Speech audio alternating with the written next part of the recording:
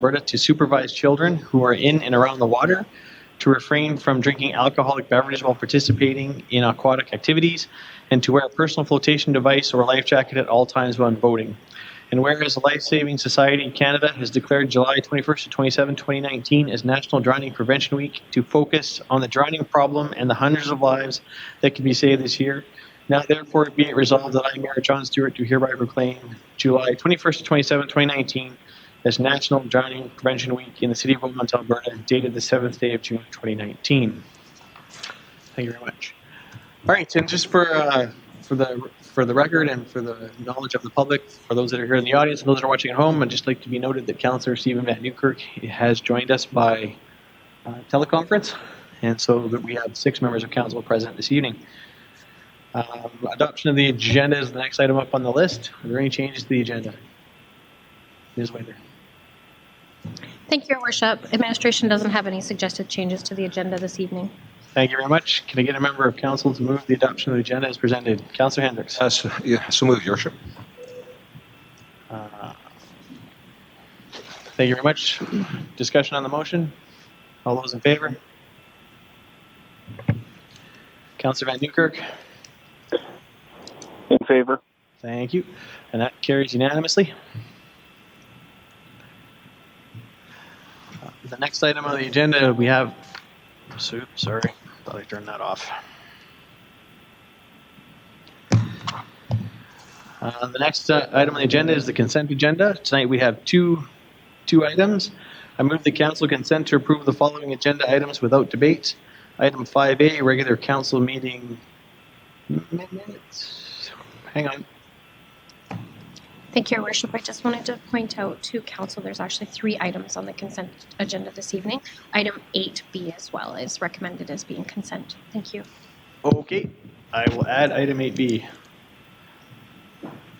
Okay, so continuing on, I move the council consent to approve the following 3 agenda items without debate. Item 5A, regular council meeting minutes of June 25th, 2019.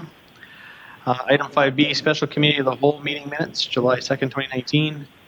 And item 8B, request for decision for the Integrated Regional Transportation Master Plan Task Force. Discussion on the motion. All right, seeing none. All in favor? Councillor Van Newkirk. In favor. And that carries unanimously.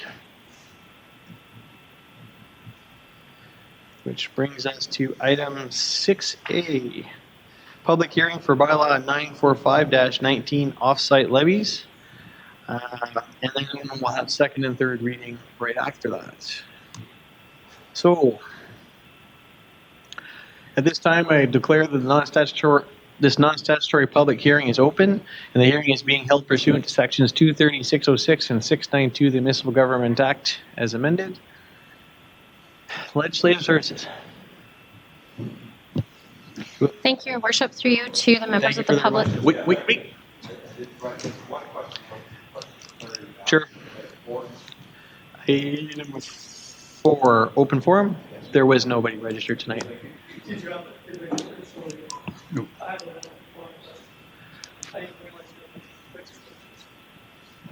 In relation to which topic?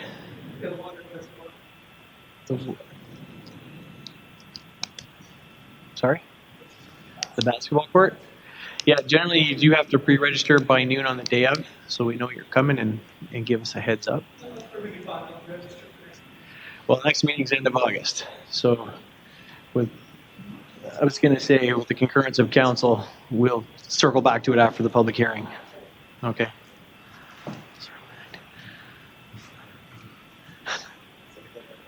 We're still at item 6. We'll circle back to item 4.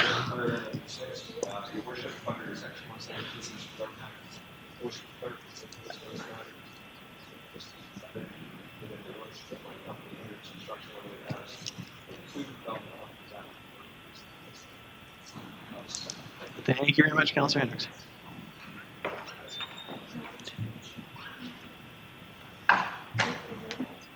No, I don't think we are.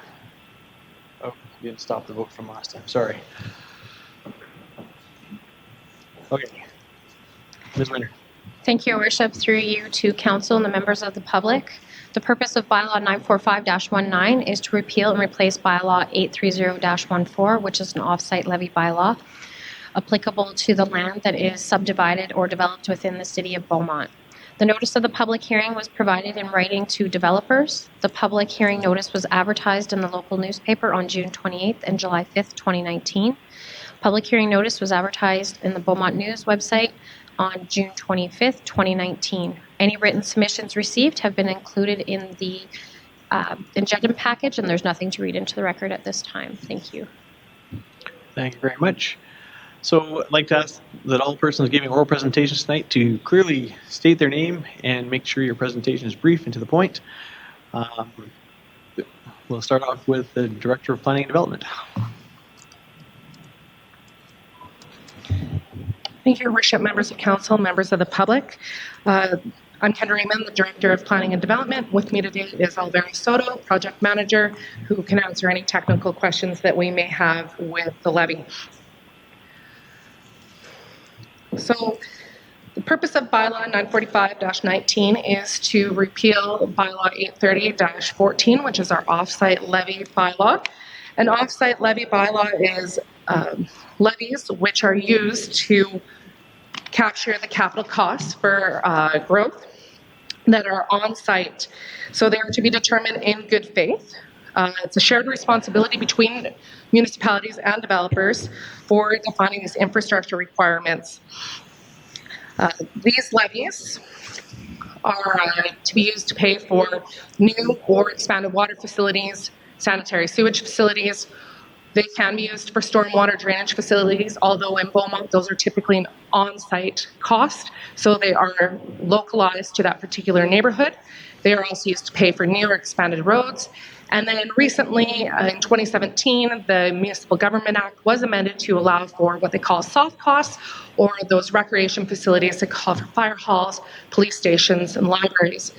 Our new offsite levy bylaw does not take into account any soft costs of growth, but it does allow us in our model to be able to capture those later at council's direction. So they're not included right now. The ones that are included are water facilities, sanitary sewage, and roads. So as I mentioned, offsite levies are to be used for arterial roads. They're used for larger transmission mains, water reservoirs, lift stations. They're not used for local distribution lines, local roads that are within the neighborhood, but they would be used for things like Township Road 510. They'd be used for 30th Avenue, those sorts of things, more major roadways within Beaumont. So offsite levies represent what the future development, the offsite levy share would be. That's used to take into account what all the different projects are that we're going to be overtaking over a 25-year time horizon, and then what is attributable to development compared to what's attributable to the existing residents here within Beaumont and our existing development. That's considered to be the city share, and then other share would be other municipalities, boundary roads, those sorts of things. And that's how we come to what this offsite levy share is. So the municipality is divided into 5 basins. These follow the sanitary basins, and that's how these areas were determined. So Basin 1 includes our lands to the north, a little bit west Elon area.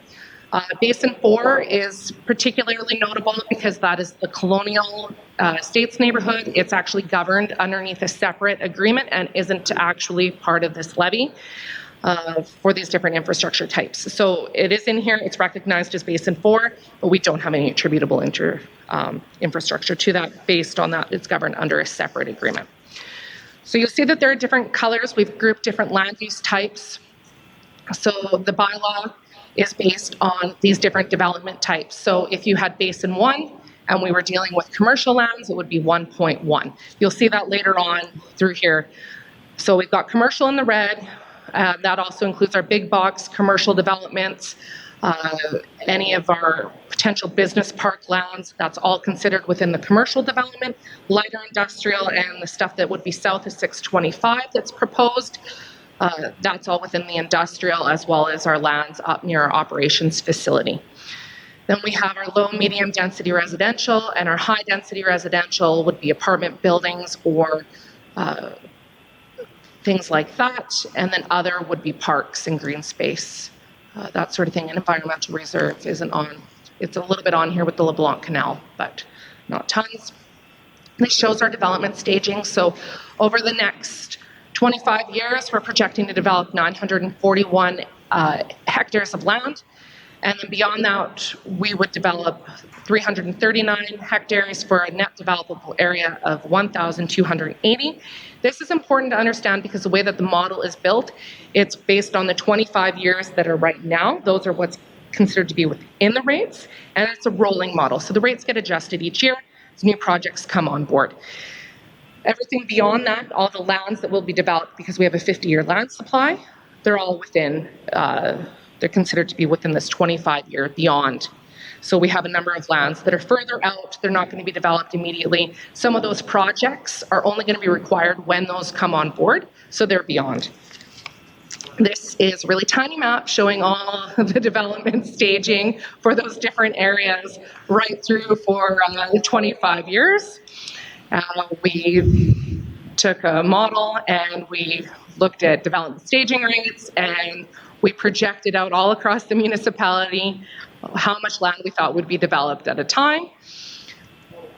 So then that brings us to the different infrastructure types. So water is our first infrastructure type that we're going to talk about today.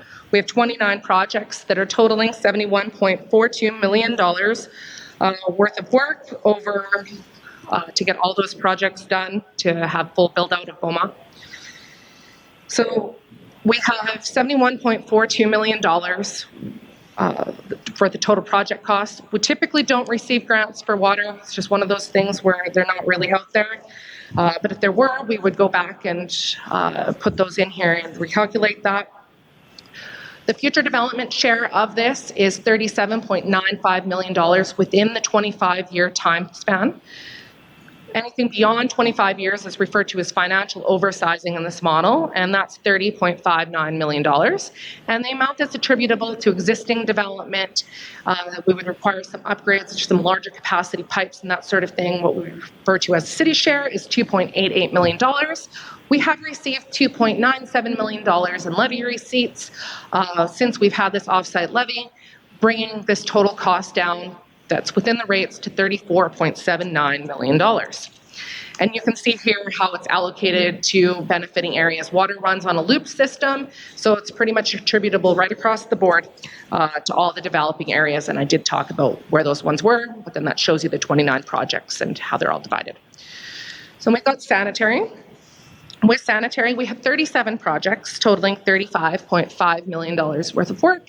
And you can see all the different numbers here. The majority of the projects are actually down south here, lands south of 25, and the lands to the north of Township 510 to get to the North 9 to be developed. Obviously, those require an extension of infrastructure that requires quite a bit, but they are development dependent, so they're fully attributable to those areas. So the project cost for that, as I mentioned, is $35.52 million. We also don't really receive grants for sanitary. The future development share within the 25 years is $23.1 million. The financial oversizing or beyond 25 years is $12.19 million. And there's a portion of it that's attributable to existing development. Now, as I mentioned, there was a little bit more on the last one because it's a loop system. So because of this one, it's not as dependent on that, so we don't need the pressures throughout the whole thing to make the system work. We have received just shy of $1 million in levies on this to date, which brings that balance down to $22.38 million that are within the rates. So you can see here that this one is a little bit different. It's got all the different costs that would be attributable to those different projects that I showed you earlier, but then it shows how those costs are actually attributable in different ways. They're not fully the same across the board. So transportation is one where we've got 41 projects that are identified over to get to full build out for a total cost of $142.45 million. We do receive grants for transportation, which works in our favor and has reduced this amount, $10.86 million, leaving a project balance of about $130.63. Future development cost share within the 25 years is just shy of $50 million. And then the future development and the financial oversizing is just over 51. There is one that's for other that relates to boundary roads and boundary conditions, and that would be payable by other municipalities or however that works. So that exists. And then there is some that is attributable to existing development of $2.3 million. We have received $16.44 million in levies, and that brings our offsite balance to $33.09 million that are within the rates. This one is more evenly applied across the board. You see that it's not as sporadic. It's closer to the water system. Everybody benefits from transportation on arterial roads.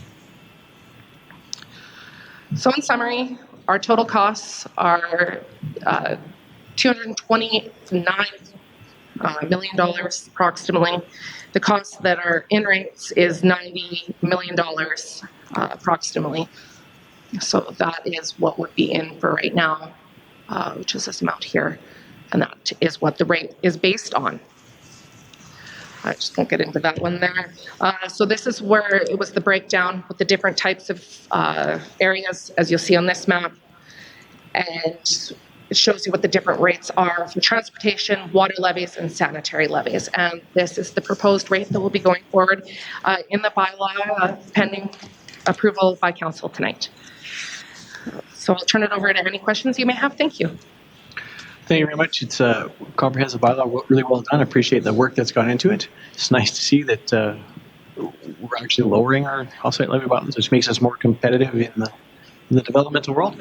But right now, I'll open it up to questions from members of council. Councillor Barnhart. Thank you. Thank you, Your Worship, and thank you very much, Ms. Raymond, for the presentation. I always appreciate going over it again because it's big and it's complex. But I just want to underline something you said and just ask if there's anything that we need to do further on it, and that's around the soft infrastructure. And I, of course, always looking to see how we can fund some of the services that we need in our community, other than relying solely on the taxpayers and government grants, which are few and far between lately. So I'm wondering about any discussions that you're part of, or perhaps the city manager might want to weigh in on this in terms of regional discussions about doing that, because I understand we don't want to be the only ones charging extra offsite levies for social infrastructure, but at the same time, we all need it. So I'm just wondering where that is going. Absolutely. Through your worship to Councillor Barnhart, yes, there is a conversation that is ongoing in the region right now looking at the soft costs and how we can apply that as a region. As you know, it is difficult for this to be implemented. The Municipal Government Act requires us to define a benefiting area. You have to define what's new development versus existing development. The definition for recreation in the Act is really broad. So we have to define what those principles are. And I think to have a regional conversation and agree as a region that this is how we're going to define these soft costs going forward makes us more competitive together and makes us stronger together. Because if we're doing it as a one-off, it will be a development disincentive. But obviously, as you said too, we need to be making sure that we're doing growth in a responsible way as well. And this is just one of those options open to us to be able to recoup those costs in a different way. And we are looking at that right now. That is an ongoing conversation. Any further questions from members of council? All right. Councillor Danluck. Thank you, Richard. Thank you, Ms. Raymond, for the presentation. Just a quick question regarding the additional stakeholder meeting held on June 5th. Could you identify the type of stakeholders that were in that discussion and what the general feeling was upon the rework the administration did prior to that June 5th stakeholder meeting? Thank you.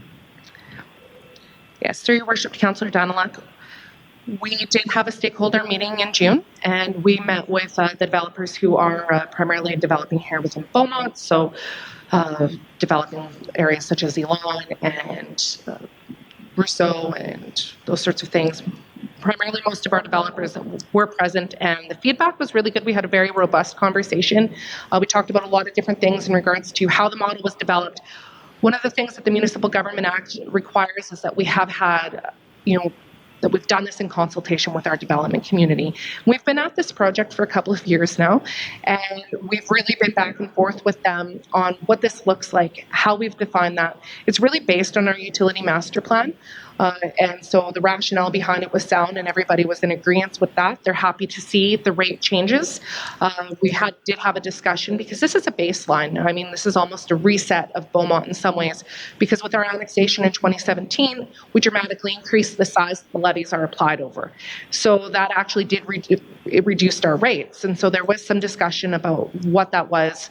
We talked about the financial oversizing in the 25 years, but realistically, this model focuses on a 1-year time span, and then the rates get adjusted every year. So we did talk with them about that and what they wanted to see in terms of timing. Did I miss anything? That other? Yeah, so the conversation was very good. I had a few questions afterwards from the developer, the Colonial Estates neighborhood, just making sure that this didn't apply to them, and we had that conversation and they were happy with that. And everybody seems to do that. We've took into account a lot of the developer feedback, especially in terms of how we apply the rates. So as you'll see in here, the yellow versus the orange, and the yellow is low, medium density, and the orange is a higher density. Previously, when we had anything over a triplex, it triggered actually into our higher density characterization, and that was about triple, 3.5 times the rate of low to medium density, which actually is a disincentive to getting what we call the missing middle, or to having a diversity of housing types. It was making people not want to build anything beyond a duplex.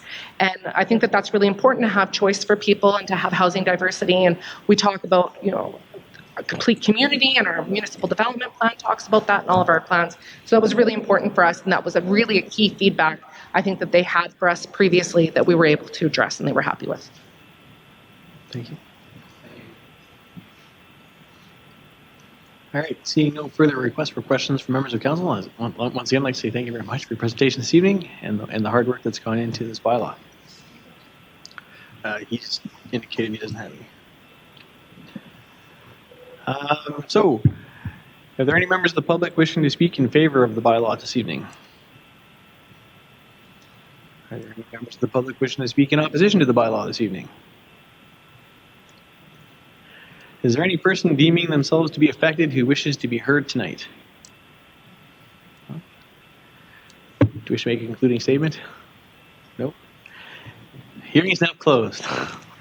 I like it when that happens. Awesome. Okay, so we'll circle back up to open forum. Yeah, we can do that first. We'll do second and third reading first. Is there a member of council willing to move a second reading? Councillor Danwood. So move, Your Worship. Thank you. Discussion on the motion? Councillor Montgoswin. Thank you. I thought I'd wait till after the public hearing before asking some questions here. So first of all, thanks for the work and the background summary. You saved me a lot of explaining. This is a very tough conversation to have when this is certainly not my area of expertise. So any residents is able to point them to the backgrounder, and it really helps. So thanks for talking through that. My question is around the development staging and this financial oversizing portion that you talked about. So if I understand it correctly, kind of within 25 years, kind of that future development, but then you've got that balance of this financial oversizing for that 25 years and beyond. What I can't quite reconcile in my head here, and I'll do a Councillor Stout an honour who's not here. I'll get into a little bit of math, so I apologise for that. But you say that 941 of the 1,200 hectares are going to be developed within that 25 years, right? So 73%. When I look at the financial oversizing of what we're breaking that down into, that doesn't really jive with that 27% that's left. So I'm just curious on how those numbers match. Like for water, for example, you've got the balance of the project, 71 million. The future development, so within 25 years being roughly 38 million, and outside that financial oversizing of being roughly 31 million. So I'm just curious how you arrive at that I get how you think that 73% of our land is going to be developed, but I'm not quite sure how you calculated the financial oversizing piece. You had a slide on it, if it helps to go back to. Does that question make sense? Through your worship, to Councillor Monkoff-Swain, yes, the question does make sense. The way that the financial oversizing is done is that because there is that portion of land that is outside of the 25-year horizon, not all of those projects are going to be included within that. So when we look at, which would be the best figure to probably check out. If we looked at figure 11, which is on page 50 of your agenda package, what you actually see is that there is a variety of, like, the developer share. There is a portion that is attributable fully to the development community, which is at the full the end of this table. And then what you see is that you have a portion that would be beyond that 25 years. And not all of them are 0 and not all of them are 100. They're actually varying percentages of that project that end up being allocated to this. So this project and what you see are actually snapshots of a really complicated Excel model that essentially breaks down all of these. And we have construction start years, which you'll see actually on figure 10 on page 48 of your agenda package.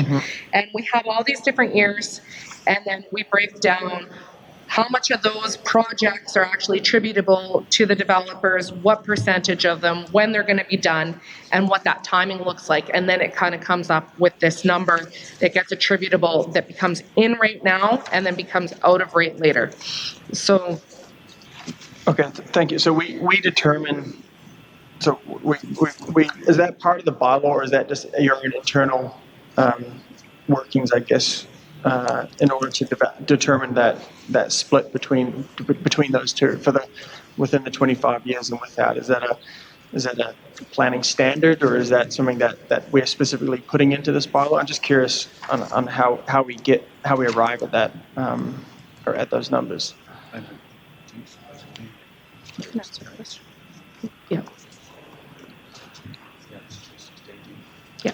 So what we do is, and it's all within the report, and the report actually breaks down all those different steps. It doesn't obviously provide the calculations for the model. So what we went through is we determined the staging for the whole amount of 50 years. And then we have all the projects that we want listed, all the costs, how much of that is our portion, how much of that belongs to the developer, and then it kind of breaks those down per year and then brings it back over as a cost. Yeah, no. So it's in here. If you start kind of going through, it's in the back end of the report, and it starts probably at about, it's an Appendix A, and it takes you right through kind of that rationale behind that. Sorry, I followed that, and I guess how you just explained it there made sense to me. You figure out what are the projects over 50 years, and then cut it down in half. And I just thought that the numbers would balance out to that 27% on that for the financial oversizing versus the 73% within 20. And I couldn't. Yeah, see they that don't quite balance out that way, no. And that's because there's different portions of that project. Okay. And because of that, and then also because it's not evenly applied across all the different areas either, which is the amount of hectares of land that are being developed too. Yeah. So they won't properly translate quite the same way. Okay. And then I just had a follow-up question, and Councillor Barnhart asked us a similar question, so I'll kind of build on that. Is the soft cost piece. So that was an internal discussion that we had. We made the decision not to include. We had the opportunity to do it through the Act, but Beaumont chose not to. Is that based on what we're seeing for other communities going through? Is that just what we think is trying to be competitive right now, and then we're going to spend our time to work through with the region to figure out how we collectively go with this? Is that what I heard? Through your worship, Councillor Monkoff-Swain, yes, that's correct. Okay, thank you. That's all I got. So yeah. All right. Any further discussion on the motion? Okay, seeing none. All in favor of second reading? Councillor Van Newkirk? In favor. Thank you. That carries unanimously. Is there a member of council willing to move third reading? Councillor Barnhart. So moved, Your Worship. Discussion on the motion? Okay, seeing none. All in favor? Councillor Van Newkirk? In favor. And that carries unanimously as well. Thank you very much. Okay, somebody want, yeah.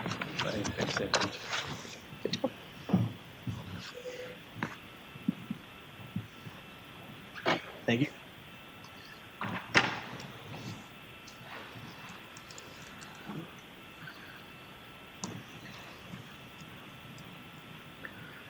Okay, so we will make an exception tonight and circle back to the open forum. Item number 4, is there a member of the public wishing to address council this evening? Please. Ms. Manner. Thank you, Worship. Through you to council, I just want to clarify procedure. With regards to an adopted agenda, we do require unanimous vote with regards to changing the agenda. And I also want to point out procedurally that council is contravening the bylaw 953-19, section 14, subsection 2B. Thank you. So what do we have to do? Can I get a vote to change the agenda? See you. The second part of that is that this goes against your procedural bylaw, so you need to know that. You're not just amending the agenda here, you're actually going against that bylaw. Yeah, no, we're aware. Mr. Mayor, one thing which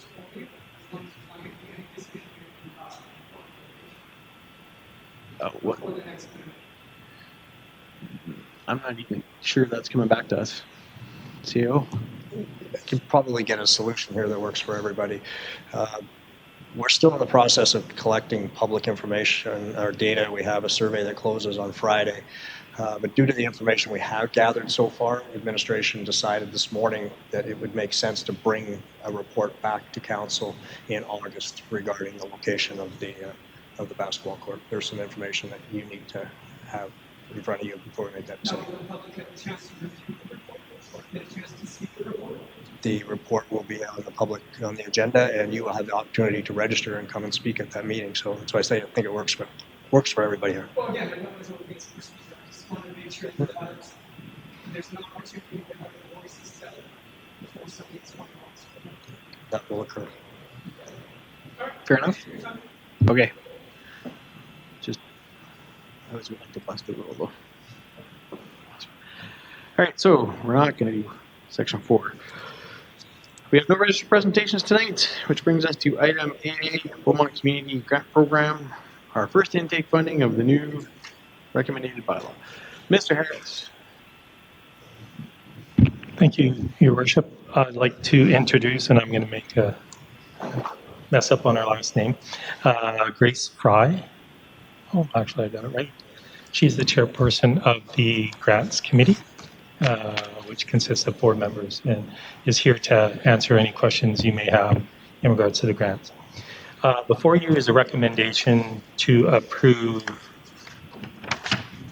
8 grants, ranging from $1,500 to $9,139.83. The grant committee reviewed all the applications, which they received a binder like this, went through and did an evaluation ranking each of the grants based on framework that's within the policy, and came up with the decisions that they did. There was one late grant, and it was which was done separate.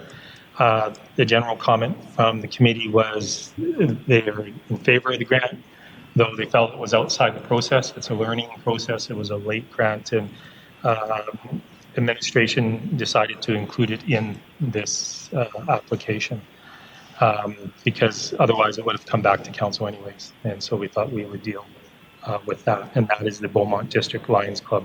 Also, the Lions Club did make a phone call, though they didn't speak directly to me, but they were questioning the amount of their grant not being 100%, i.e. the $10,000 they requested, and they're receiving the $9139.83. And the reason for that is the policy is 50% to a maximum of $10,000. Their grant was $19,900 or 600 and something. So they got the 50%, not the full 10,000 that they requested.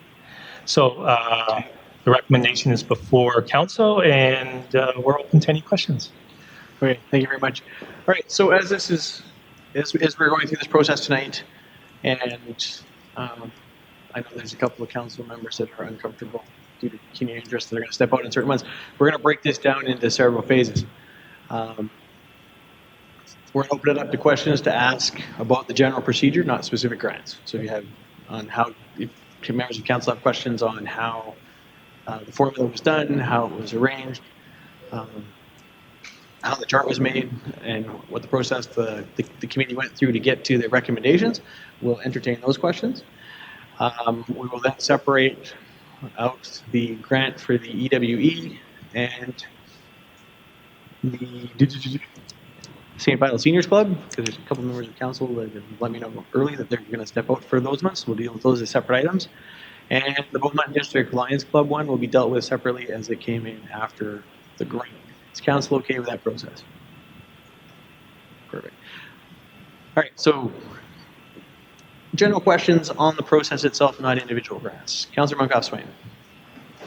Thank you, Your Worship, and welcome, Mr. Wright. Thanks for stepping up here for us to work through. This is a lot of work, and thanks for everything to get to this point. A general question on the 50% of expense piece. Now, I know that's in the policy, and I was there every day when we went through the policy. I guess this is a good real first example of the impact of what that means.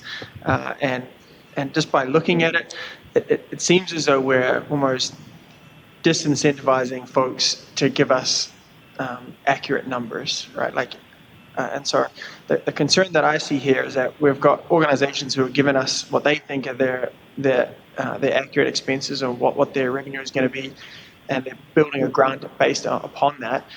But now that they see this and the fact that, okay, well, they're not able to get up to what they're actually looking for because that's within 50, that's within 50%. So I guess I have a concern around that, and so I'd be interested to see how the discussion goes today. Now, obviously, we've got a policy in place, and the last thing we want to do when we've got a policy in place is break it on the very first day. But I just want to make an observation that seeing it in the real life example here, it disincentivized folks to provide that accurate number.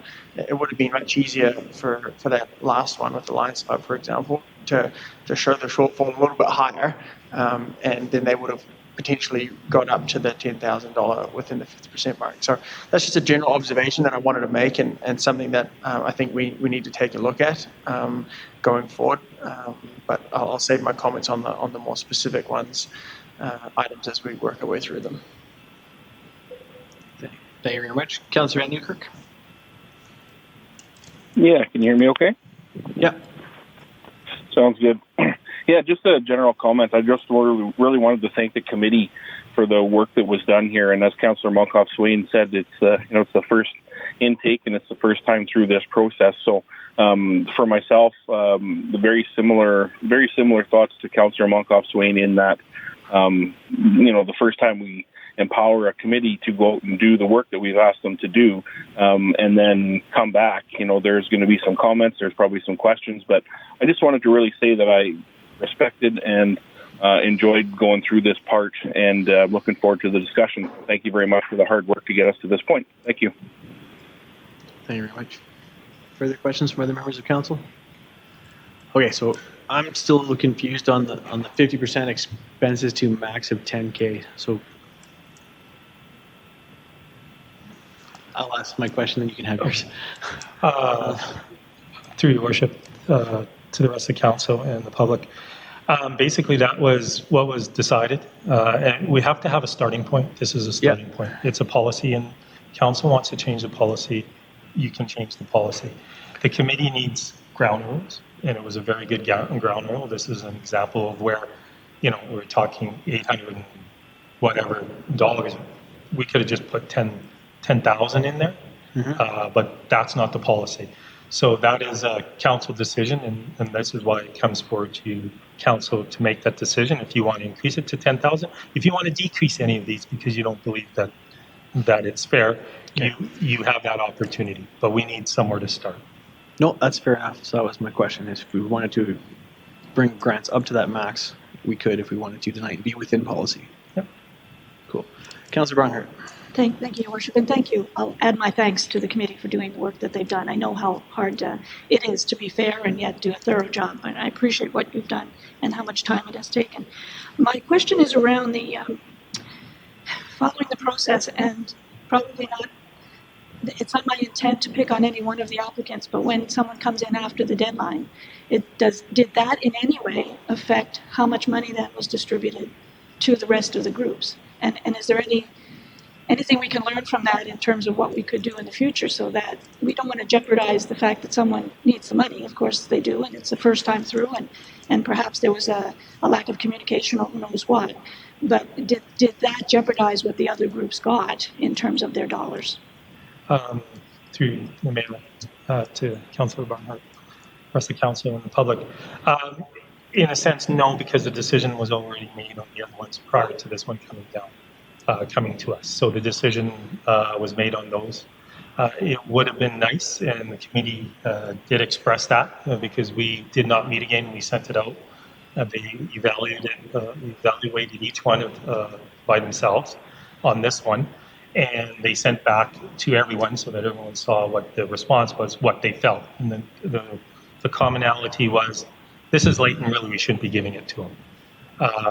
And I can let Ms. Fry speak to that, but in the sense that knowing that this would have come back to council anyways, and we weren't finished doing the request for decision, I included it in there with that proviso that it was late.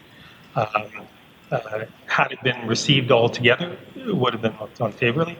The unique thing is this is the first intake. There's $70,000. This is well under $70,000. It may impact the next intake, but it could have been decided at that time. But the Lions Club wanted to proceed with doing the work before the next intake, so administration felt that it was better to include it as part of this. So I will pass it over to Ms. Fry and she can make her comments. I've never presented in front of this council before, so Hopefully we're not too don't want intimidating. to excuse my impropriety by not acknowledging each of you. I don't think there's really anything for me to add that Mr. Harrison's already touched on. I think he's going to go through the process as well. That was part of the question as well. You were wondering. Yeah, how would you put the process? Oh, okay, I need some of this. I don't have any. Oh, okay. What we'll do is, in regards to the process, and Ms. Fry can correct me if I'm wrong, basically what we did was we met first and we handed out, and we learned a lot through the process. It was a first learning in regards to it. And we presented them with a huge binder, kind of deal, binding. And I said, okay, can we decide right now? And they said, oh, wait a second here, and not enough time. So we allowed them to take it home, look at it, excuse me, and then come back. And the four of them sat and they went through in depth each application. They ranked it, they talked about the differences, and they came up with, as you can see by the chart or the table, the different rankings, looking at them individually, and then we ranked everything. Then we went through and we looked at the dollar values once after we ranked it and said, okay, is the amount, irrespective of the ranking, does the amount make sense? And so we went through each one of them, and there were some that didn't get any and some that got it. I try to stay out of that process to allow the committee to do it and not taint their decision. So this is truly the committee's decision. And there was a variety of views, even within the committee, on certain ones. So there was some high, low, and they had a great discussion. And they, from that, this is how the recommendations came up. Short of going through each individual one, kind of a deal. Okay, great. Councillor Barnhart? Thank you, Worship. My light was on and off there. The question was going to be about There was a request on the application form if a group wanted to speak to the committee. Did any groups appear before the committee? To Your Worship, to Councillor Barnhart, and the rest of council and the public, no. And that was a decision, what The- process was made? I'll blame myself on that in the timing. We were well past April 1st and bringing it to it. I was comfortable with the discussion that we had, and the committee were comfortable with what their recommendations were. There was only maybe one recommendation which did not include enough detail, kind of a deal. And to be quite honest, the committee wanted to, being the first set, wanted to set an example that, you know, if you're going to be setting in something, set it in. Yeah, and everyone was advised that this would be available on the Friday before council, and so if they had wanted to express any concerns, they had the opportunity to come and do it in the open forum. So next time going around, we'll have more time to deal with it, and the committee will have that opportunity to call somebody. But this was pushing and pushing, and we wanted to come with a solution. If we continued, it would be, there's some people, the events have already taken place, and so they're looking for money. Just to follow on that, so in essence, there is no appeal process other than the open forum. The appeal process is council.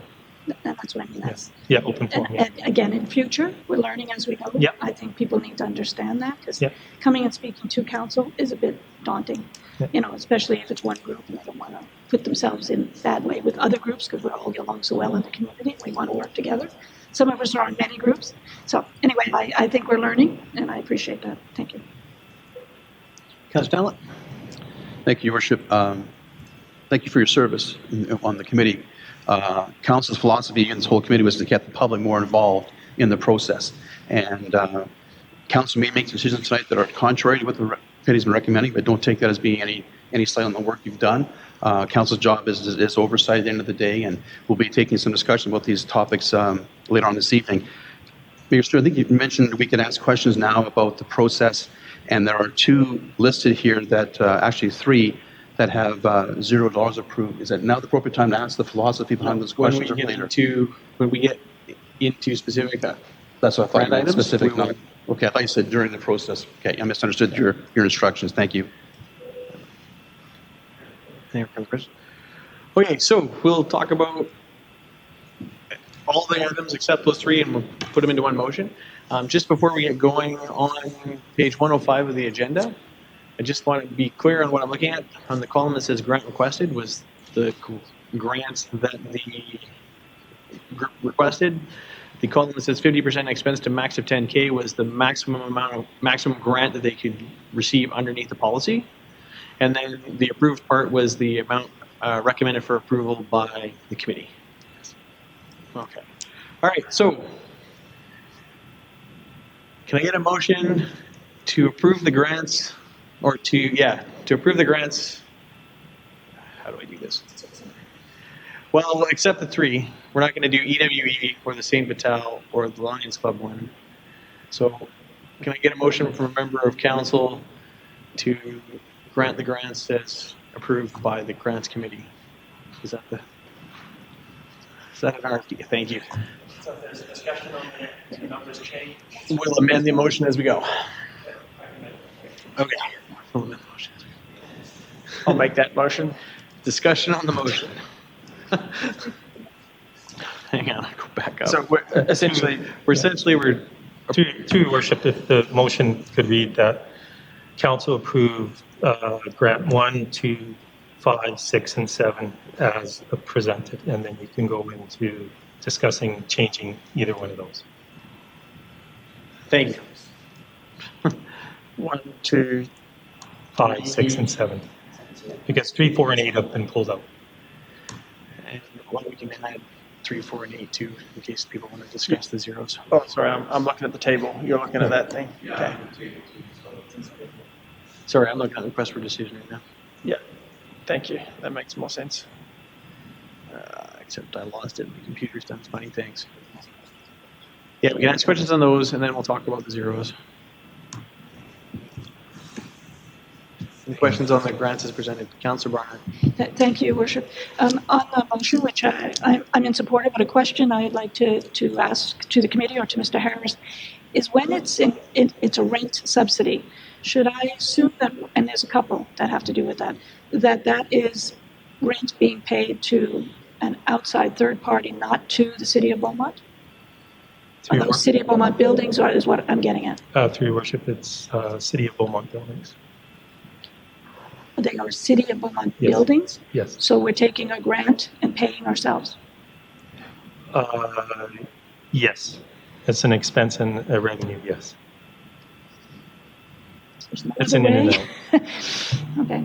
I was kind of hoping for a different answer there, because I know that someone has to pay the rent, but there's no other budgetary way of dealing with that other than the grant. Through your worship, to Councillor Barnhart, the rest of council and the public. At this time, that is the way to deal with it. What it is that they're coming in, they are going to be charged a rent. They don't. They would want to have that rent forgiven. The only way you can forgive a rent, because the rent is within your fees and charges bylaw, is by providing a grant to them. Then could I ask specifically, is the indoor playground, what building are they in? I'm not familiar with the building. I can't remember off the top of my head. It's a city facility. Yeah.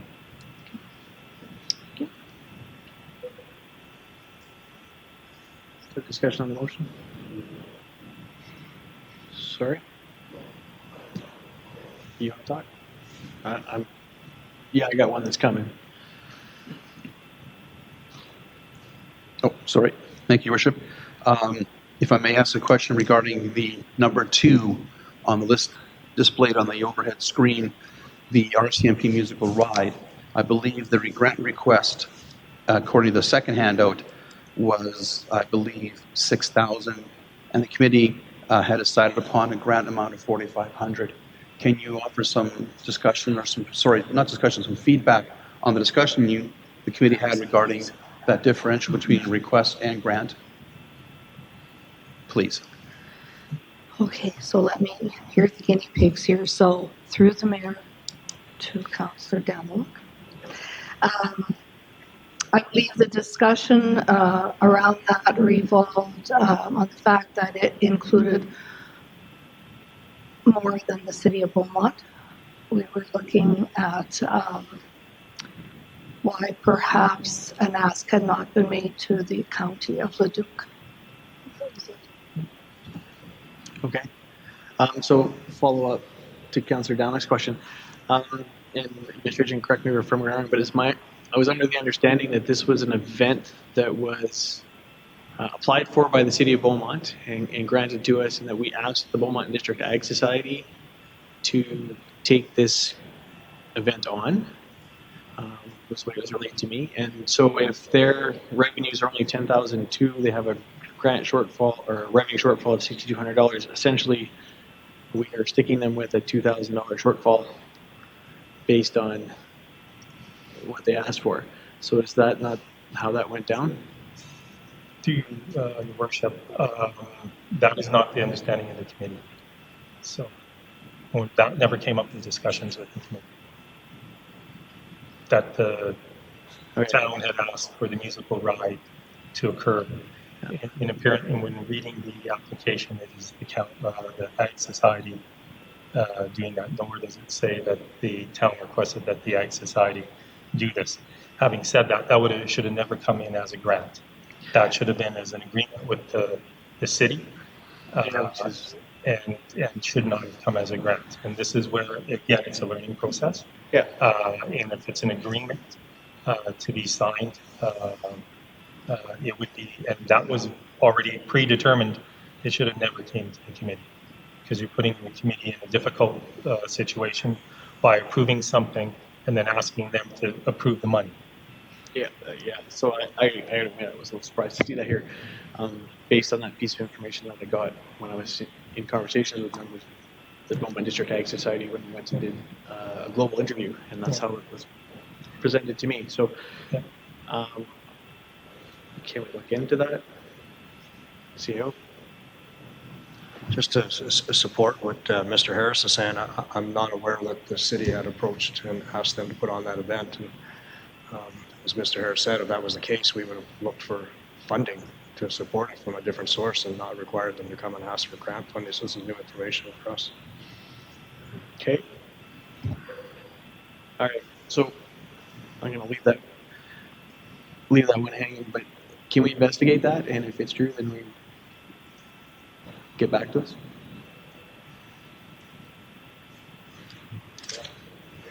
Thanks. Councillor Marcos-Swain?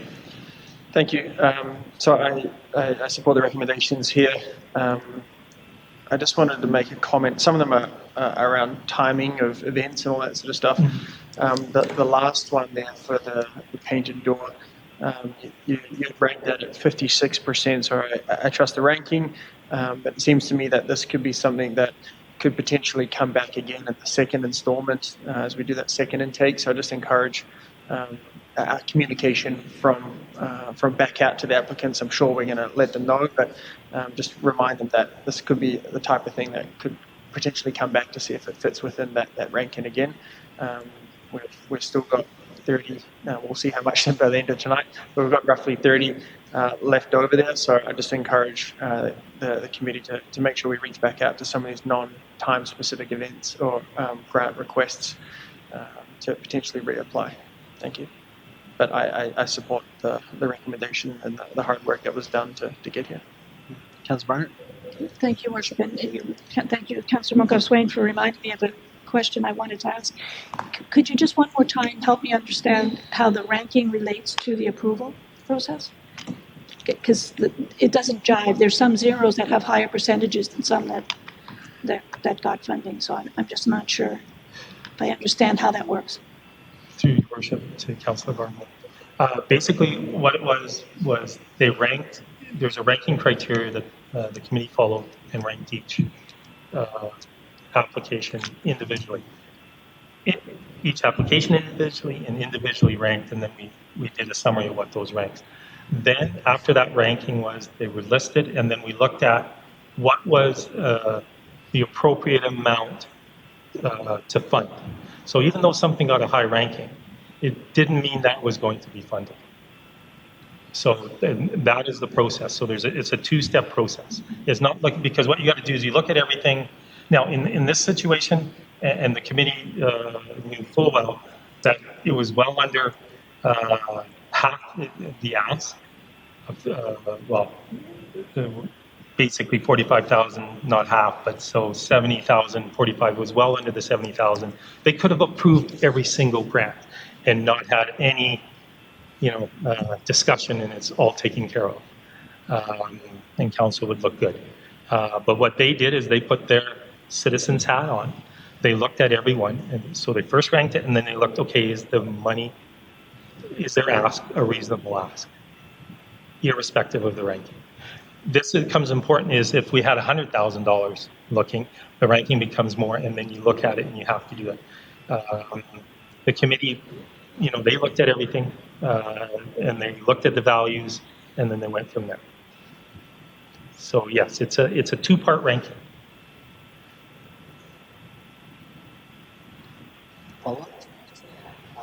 What council can't see in this process is something that ranks as high as 61.33 gets zero, and they only asked for $1,000. And I can't understand that because I don't have enough information because I haven't seen the application. So that's where it leaves me with not enough information to know why they wouldn't get the $1,000. And I mean, I trust that these groups are all adding vibrancy to our community. So it just leaves me wondering why didn't that one? Did it not fit somehow? And if so it's education again. We're learning this as well as you are as to how this is going to play out. So I don't want to get into things that we shouldn't get into publicly, but I'm assuming since it's here as a zero, there's some reason for that. Through his worship to Councillor Barnhart. It was each of us, as Mr. Harris had said, each of us did look at each of these on our own. So we were all wearing our different hats. We also had the policy and the guidelines in front of us as well, so that if we had questions with our own ranking, we would see how that compared or how that fit in to the policies that were in place. And I don't know, I can't remember off the top of my head what they were, but in regard to the first, the 61.33, part of the policy was the impact that it had on the city of Beaumont, the numbers of people. And to answer that direct question is, it was felt by all four of us independently that it impacted a small group of people as opposed to something like, let's say, the musical ride or the Beaumont Indoor Playground. So I don't know if that helps, but it was, that's what, and again, we're all learning as well. That's what we were falling back on, were the guidelines and the policy. And I don't know if that answers your question, but it's kind of, yeah, it's been a while that we did this, so, and all the documentation that we had, we left behind, so all the little notes that we had are gone. So I'm totally going by memory. Yeah, no, we appreciate the insights, and because this is the first one, yeah, we thank you very much for bearing with us as we go through the process. That's fine. Councillor Van Newkirk. Yeah, you bet. Thank you. Just a question for the presenter. On any of the submissions that were put in where there may be improvements required or more clarity or some feedback available for them in the future, is there a provision for us to circle back and provide any feedback to any of the groups that did put in a submission? Through your worship, definitely. Yes, we can follow back. Thank you. Follow up, or are you good? No, that's good. Thank you. I'd just like to make sure that there's a feedback loop there. Thank you. Fair enough. Any further discussion on the motions in front of us? Councillor Danlow. Thank you, Your Worship. Just circling back to the RCMP musical ride, I did attend a meeting of Badass in the early part of the RCMP ride discussion being brought to Beaumont. Unfortunately, I cannot recall your comment about if the city had applied for the event to come and ask Badass to assist, or was it a Badass initiated event?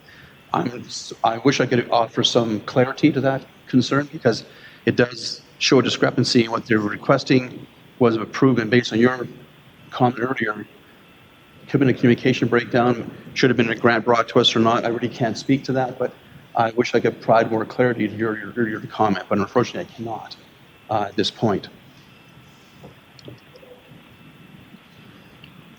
I see your hand. I'm just... I can clarity on that. The city of Beaumont applied for providing 5% of the town. In January, they got notification from RCMP that they were working over Iowa. At which time they came to Badass and asked if we would co-host.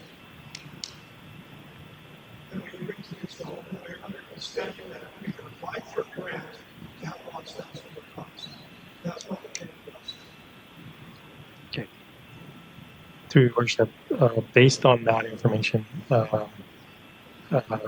and I'm not sure if the CAO is in agreement, I would recommend that number 5 be pulled out of the recommendation, and then that would be sent back to administration to follow up with Badass in regards to dealing with it, because at the end of the day, if it is an event that was recommended by or applied for by the city 5 years ago, and then they came back based on the sense that it was a city's application, that the city should be assisting, I would argue, the full amount of that as opposed to going through a grant process. And then we just have to make sure that we keep better track of grants applied for or events applied for. CAO, are you okay with that process? Pardon me? Yeah, absolutely. I think it's a great recommendation. Okay, so I will make a friendly amendment and remove, hang on, 2, thank you. Item 2, refer item 2 back to administration for further work. Councillor Monkoff-Swain. I'll accept that friendly amendment. Oh, thank you. That's right, it wasn't my motion. Man, I'm having a rough night. Further discussion on the motion? All right, so all in favor of approving items 1, 5, 6, and 7 as presented?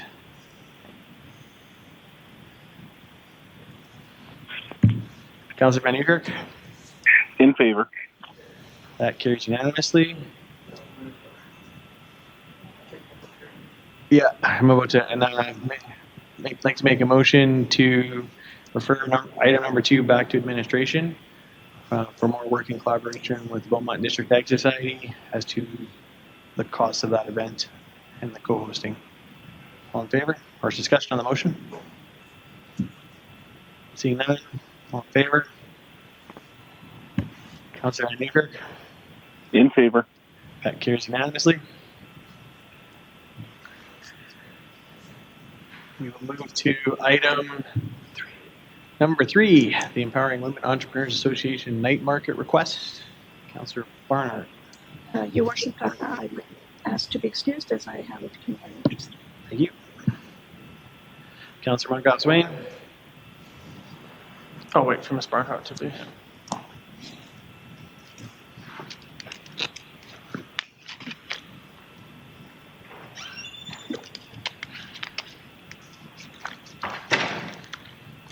Alrighty. So, yeah, the 4th annual night market. For me, this event checks off several boxes, both from a community building, but also a key thing for us around economic development and promoting our small businesses around the community, trying to raise their profile and get some exposure to obviously Beaumont residents, but all the thousands of people who come in from outside the city. So I'd like to have a further discussion on this one. I wanted to just clarify one piece on the revenue shortfall as well as the grant requested. So they have listed their expenses at 25,000 and change, revenue at 22,000, therefore the shortfall at roughly 3. Could you just speak to, from my understanding, the $10,000 is to help with the large tent to help expand that event. And are you aware that within that expenses number of 25,000, does that include the $10,000, or would that be an additional $10,000 for that tent? I guess the reason why my question is, if their shortfall is only $3,000 within the tent, then we might as well just give them the 3. But I don't think that's the case. I'm just curious if you could speak to that. That was a very successful addition last year, and so I just wanted to make sure that we're doing everything we can to keep that going. Through your worship to Councillor Monkoff Swain, my understanding is that 10,000 for the tent is included in the 25,000, and they would have an actual profit of or an actual shortfall of $3,054. The committee felt that 5,000 was an appropriate amount given the projected revenue. I believe that there was discussion around 3,054. They decided to go one half. And which was difficult for me, being the finance guy. I would have only given 3,054, and that's where the independence of the committee came in. So I just want to clarify I'm hearing correctly. To put on the same event, I shouldn't say that, to improve on the event and all the great work that they do for this year, including the large tent, by approving the $5,000, that doesn't limit that the event that they're trying to repeat, if that makes sense. Through worship, I don't know how successful they were in regards to assuming that they met their revenue targets. The $5,000 would give them basically $2,000 seed money for next year. The tent rental included in the project budget was $14,054. Within the budget. Thank you for that. I guess the last comment I'll make on that is I think it's a great opportunity for us to contribute I think there are some options with some new facilities for us next year with the sports and rec center and all that sort of stuff that we have that could potentially look at venues and maybe not needing a tent and all that sort of stuff. So I'm fully supportive of this and appreciate that the large tent piece comes within that number. So I'm okay with where it's at today. That's all I had on that item. Thanks. Fair enough. Are there any further comments from members of council? Councillor Daniluk. Thank you, Your Worship. Mr. Harris, I don't mean to contradict anything you said this evening, and please don't take offense what I might say, but I thought last year at this event, they had their budget for their event and came to council with a request for $10,000 to do a tent to expand the event as Councilor Montgomery had attested to.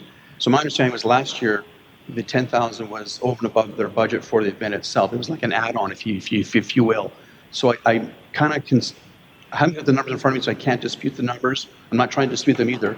I'm trying to get my head around if there's a $14,000 tent expense in their application.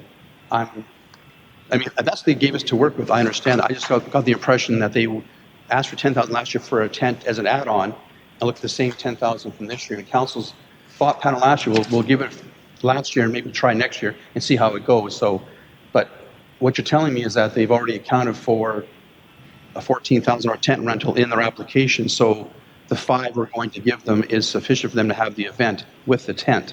And my understanding is different from last year's discussions. Now, again, I haven't seen the numbers. I'm not trying to muddy the waters here, but if that's what they've applied for, and I guess that's what it is. It just seems different to me, my understanding from last year to this year. And I'm not sure I'm actually asking a question, more of a comment, really. So Unless the 10 was included in the revenue projection. yeah, again, I'm trying to, make sure we're doing the right thing. Yeah, through your worship, in their application, to Councillor Dow, in their application, they showed anticipated expenses of $25,854.22, which included $14,054.22 for the tent rental. Included anticipated revenue was $32,800. As you note, that it is only $22,800 shown in there because they included the $10,000 grant in that amount.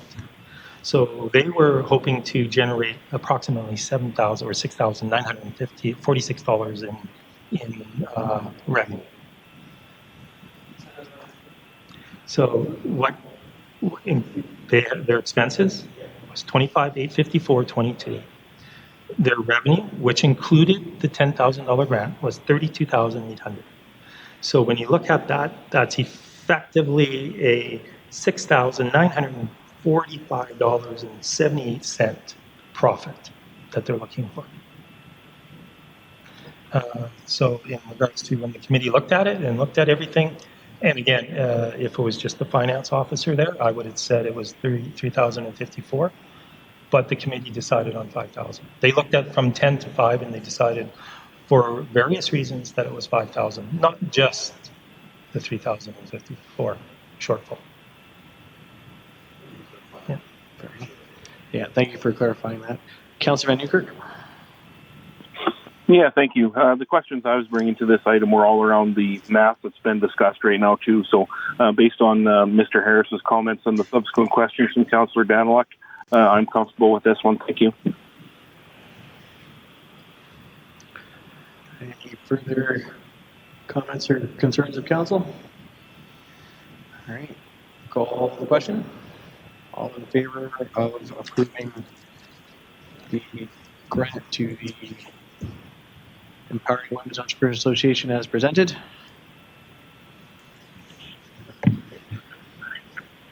That Councillor Van Newkirk? In favor. That carries unanimously. Can somebody thank you? Which brings us to the grant for the St. Vital Seniors Club. Councillor Daniluk. Thank you, Worship. Under NJ Code Section 172, just as a member of the St. Vital Seniors Club, we're seeking to bring low-age thresholds. You guys know that. We're seeking please, thank you. Thank you.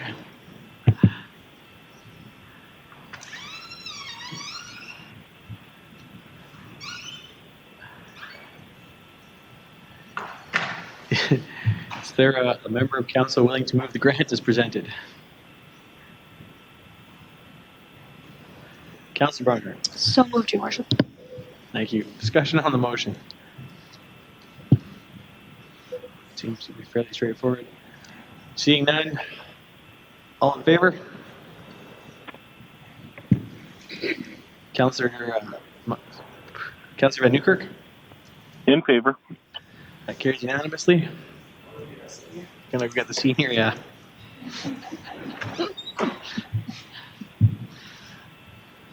I say that tongue in cheek, but. Which brings us to the final item on the agenda tonight, the Beaumont District Lions Club.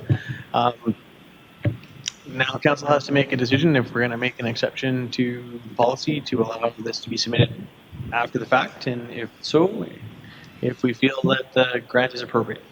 Councillor Monkhouse, discussion? Yeah, thank you. To me, this is a bit of a no-brainer. Couple of things. Everything that the Lions Club, any revenue that they generate through us or through sponsorship, all goes back into our community, as you all know, whether it's the skate park, but all those sorts of initiatives. So I appreciate that the policy here, and we, as we mentioned off the top, last thing we want to do is break your policy on day one. But to me, we've got they're asking for $10,000 to put in the power electrical upgrades, having chatted with that and the benefit that is going to provide our community and able to encourage more folks to come down and at that RV park. The other part of this, to me, why it makes sense to move the full 10 grand is the shortfall of just under about $860 there. If we don't provide it, then all that means is that they're going to have to go and run another 2 or 3 bingo nights and grind for that money, right? And they do an amazing job of that every day. And so in order for us, I think this is a perfect opportunity. This is exactly what this grant funding, I appreciate the timing is a little bit out here, but we'll work through that.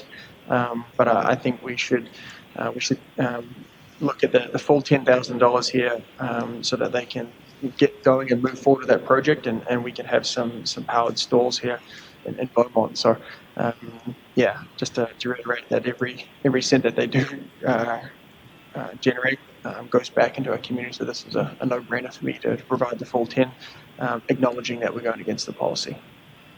No, I do agree with everything you said. So am I hearing a motion?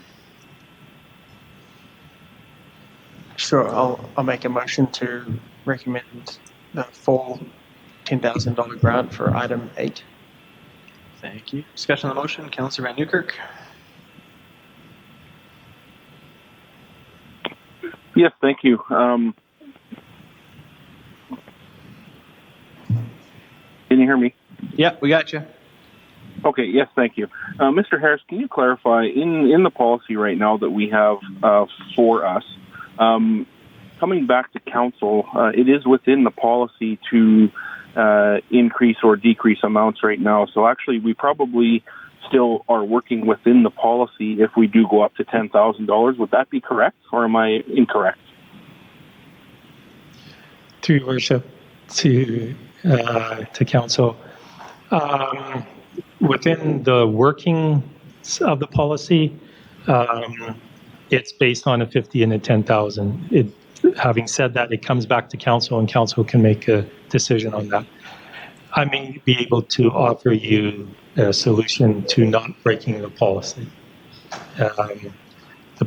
Given that the work is going to be done on city land, at the end of the day, the city will own the infrastructure. Should the Lions Club ever move or look at a different place for RVs or camping or whatever, that will become an asset to the municipality.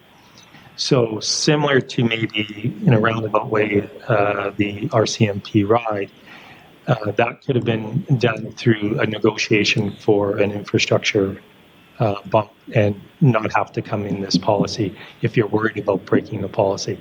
That's a unique way to save face, I guess. Okay, subsequent comment? Yes, go ahead. Yeah. So for myself, I would support the motion to 10,000 for the reasons that Councillor Monkoff Swain has put forward. The one comment I would also add is that we do have a second intake coming, and this $800 some would just come out of the second intake amount is what I would assume is going to happen. Mr. Harris, can you clarify that? If we take the $800 out now, it just reduces the amount on second intake? Through your worship, yes. Thank you very much. I'll support the 10,000. Yeah, I'm pretty sure this falls in the grant policy, and as this is first intake, I'm okay with it coming out of the grant policy and not in infrastructure one. Councillor Barnhart? Thank you, Worship. And maybe I'm disagreeing with you. With this, if we take this out of the grant policy, that's less money in the next round, isn't it? Well, we have the pot of money is $70,000 total. Right. So no matter what, we can't go over 70. So we're currently sitting at, if everything gets approved as presented, and so far it has, we'd be at $40,669. So we'd have just under $30,000 for round 2. Right. And I guess what I'm suggesting is that if this could theoretically come out of a different place because it is city land, that we not take it out of the grant pot, we take it out of a different pot. Did I hear you correctly, Mr. Harris? Or is there another, to justify this expense, because I believe it is a just expense, and a group shouldn't have to raise money for improvements on our land? Through your worship, to Councillor Barnhart, it's the suggestion was there, but what would have to happen is you would have to find another place in the budget to pay for it. It's coming in as a grant. I would have, and it was a late one, and we brought it through as a grant process. If we had more time, we're given a better heads up on it, we could have looked for an alternative place to deal with it. We're only talking $861. It's not a huge amount of money at the end of the day. And all I'm saying is that it's more a message to community groups when doing these kind of projects is, one, get it in on time to allow for, to look at creative solutions to work with the groups. Okay, so I agree on the get it in, but this is the first one and it's a little bit messy. Yep. So you're proposing just the 861 to come out of? No, Your Worship, I agree with Councillor Monkoff Swain's motion at this time because we're only talking $861. Yeah. Again, council has to be comfortable that they are going over and above what the policy says, but you have that right to do that. Yeah, no, I'm comfortable first time around here. Councillor Monkoff Swain? Yes, really quickly. I think this is the first intake. There are a lot of items in here that that could have potentially come up in the following one, but everyone just wanted to get in first. So I would expect a couple of things. I think the work will get out through Beaumont, but I'd like to encourage the city as well to try and push that word out. I know we did try and advertise and all that sort of stuff, but the more we can do to let our community groups know about the process, the better that they will be. I think, particularly on this one, they've been trying to get this sort of thing going for quite a while, and so. Yeah, it's a process question, but I think for the sake of ease, let's just move it forward. Hence my motion at 10 here. Let's just move this forward. Thanks. Councillor Barnhart, final comments? Yes, thank you. And I don't want to belabor this any further, but I don't think this is the proper account to be taking the money out of the proper budget. I do think it should be coming out of the infrastructure or maintenance for the city. And it's not that I'm opposed to the expenditure at all, but I will be voting against this simply because I don't believe it should come out of the grant pot. I think it should be coming out of another pot. And I think that leaving that $10,000 in the grant for the second time around helps build the community that we want to build, the vibrancy in our volunteer groups. And that's where I'd like to see the money spent. Not that I think this is a poor expenditure. I think it is a good one. And I think the Lions deserve it, but I deserve it to be done and we should fund it. But I think that's a different expenditure and a different use of the funds that we have that what was anticipated. So my vote against it is not against the expenditure, it's against the source of funding. Fair enough. Councillor Danlock. I think Councillor Barnhart's comments are good. I see what you're coming from with this. My contention is to support the motion, get this project going at the Lions Club, get this electrical work done on the site.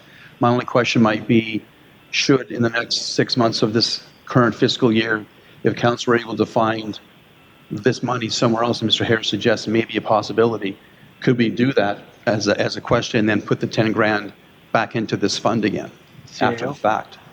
Just asking the question. Yeah, I just wanted to interject just for a second, and maybe it can help Councillor Barnhart get their head around this from a different perspective. There could be a number of examples in our community where a not-for-profit is using our facility and wants to upgrade it. And I've seen those requests come through the grant program. In this case, the Lions is going to operate and has actually built a business case that would see it be revenue neutral. So it's their business, for lack of a better way to explain it, certainly on our land. As Mr. Harris said, if they were to vacate, obviously the infrastructure stays with us. If it would need to be repaired, that would be that the Lions would take it out of their revenue.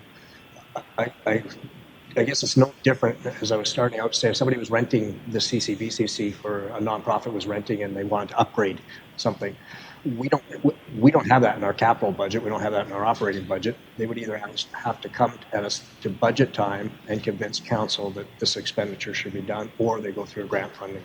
So I'm just trying to provide some rationales as to why I believe it should be coming out of this bond. And yeah.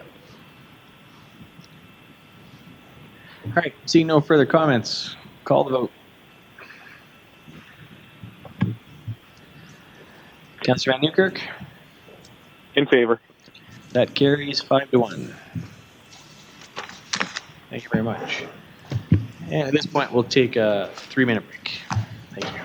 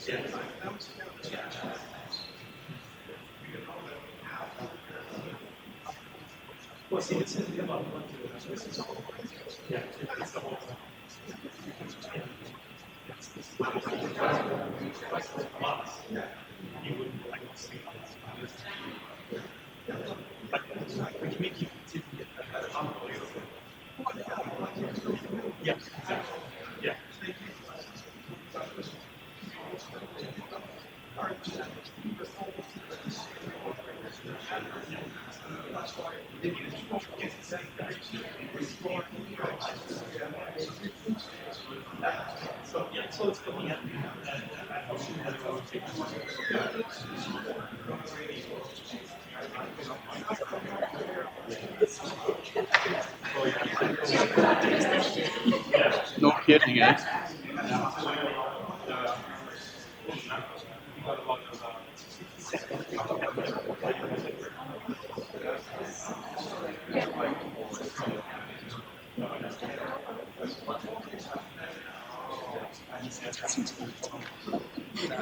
I'll work on that.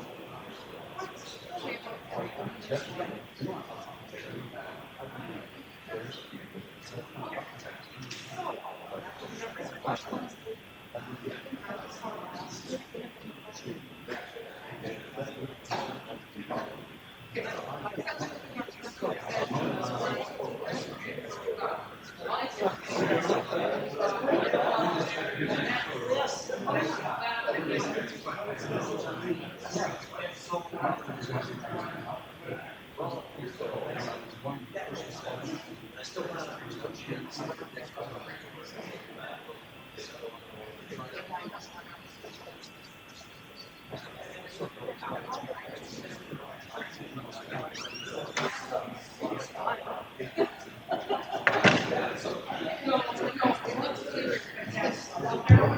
right, let's start rounding everybody back up. All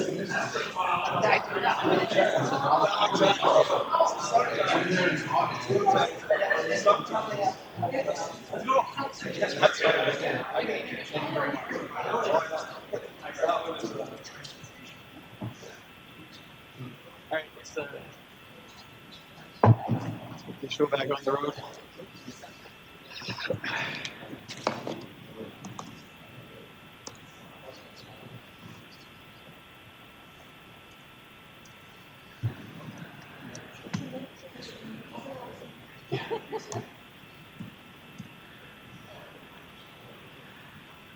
Crap.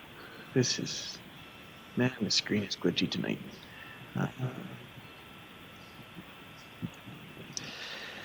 right, so call the meeting back to order. And move on to item 8C, our Beaumont Municipal Strategic Plan Information Quarterly Update. CAO, is this you? Or Deputy CAO? DCA? Ms. Mohammed. Ms. Mohammed. Thank you, Your Worship. So this will be the first of ongoing quarterly strategic plan updates that will be provided to Council. The intent is that the update or the matrix will be circulated at just after the end of each quarter. We'll bring it to the following Council meeting of when the quarter ends. So our recommendation is that Council accept this update as information. I am happy to answer any questions that you may have about the matrix. Thank you. Thank you very much. So I'll move that Council accept this item as information. Questions from members of Council? Councillor Barnhart. Thank you, Your Worship, and thank you, Ms. Mohammed. My question is about the housing strategy. Sorry, I don't have it up on my screen right now. But at the very end of the report card, if I can call it that, with all the colors on it, the yellow one about, the one at the bottom, regional collaboration. I just wondered, well, it's probably more of a statement than a question, but maybe you have something else that you could add here. I know that being at the meetings and observing as an alternate with the mayor of the Edmonton Metropolitan Regional Board, that housing is no longer on the agenda. And this one seems, the very one at the very end, joint initiative with Leduc Regional Foundation. As you know, I chair that board, and I don't know of any initiative that's being worked on together with Beaumont. And so I'd love to see one or a couple. So I guess the question is kind of in two parts. Since nothing is happening at the metropolitan regional level, is this underway and I'm just not aware of it, or are we planning to do some, because there was a municipal conversation and you were definitely present, you were part of the panel, I believe, that was speaking or participating in. So can you give me a little more to go on there and where that's headed so I can be helpful with that? Thank you, through Your Worship, to Councillor Barnhart. Okay, so the wording for this came exactly out of the strategic plan, how it's written. So we'll flag that needs to be edited when you have your update that occurs in September.